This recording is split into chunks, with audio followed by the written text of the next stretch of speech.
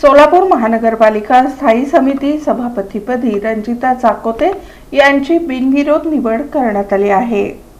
सोलापूर महानगरपालिकेच्या स्थायी समिती सभापती पदासाठी रंजिता चाकोते यांनी बुधवारी सकाळी नगरसचिव कार्यालयात नगरसचिव प्रवीण दंतकाळे यांच्याकडे उमेदवारी अर्ज दाखल केला। यावेळी महापौर विनायक कोंड्याल, उपमहापौर ज्ञानेश्वरी देवकर, सभागृह नेते नरेंद्र काळे, राजकुमार पाटील, अविनाश पाटील, भारत सिंग बडुरवाले, सत्यनारायण गुर्रम तसंच स्थायी समिती सदस्य उपस्थित होते। प्रदेश कार्यालयाकडून स्थायी समिती सभापतीपदासाठी 4 नावे पाठवण्यात आली होती। त्यामध्ये राजकुमार पाटील, अविनाश पाटील, रंजिता चाकोते आणि बिज्जू प्रधाने यांचा समावेश होता। अखेर पक्षानं रंजिता चाकोते यांच्या नावावर शिक्कामोर्तब केल्याची माहिती सभागृह नेते नरेंद्र काळे यांनी प्रसारमाध्यमांशी बोलताना दिली।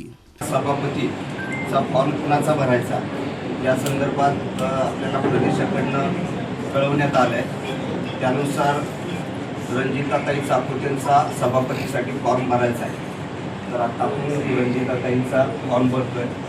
6 मार्च रोजी सभापती पदाची अधिकृत घोषणा होणार आहे। महापौर विनायक कोंड्याल यांनी चाकोते यांचं अभिनंदन करून आगामी कार्यकाळासाठी शुभेच्छा दिल्या।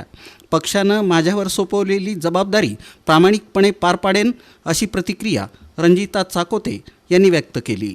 महापौर निवडीनंतर स्थायी समिती सभापतीपद शहर उत्तरला जाणार की शहर दक्षिणला याबाबत राजकीय वर्तुळात चर्चा रंगली होती। अखेर शहर उत्तरला आणि लिंगायत समाजाला प्रतिनिधित्व देण्याच्या दृष्टीनं पक्षानं हा निर्णय घेतल्याचं बोललं जात आहे।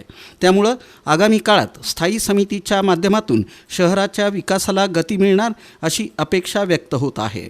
यावेळी महाराष्ट्र राज्य मराठी पत्रकार संघाचे प्रदेशाध्यक्ष तथा स्वीकृत सदस्य मनीष केत यांनी रंजिता चाकोते यांना पुष्पगुच्छ देऊन त्यांच्या पुढील कार्यासाठी शुभेच्छा व्यक्त केल्या।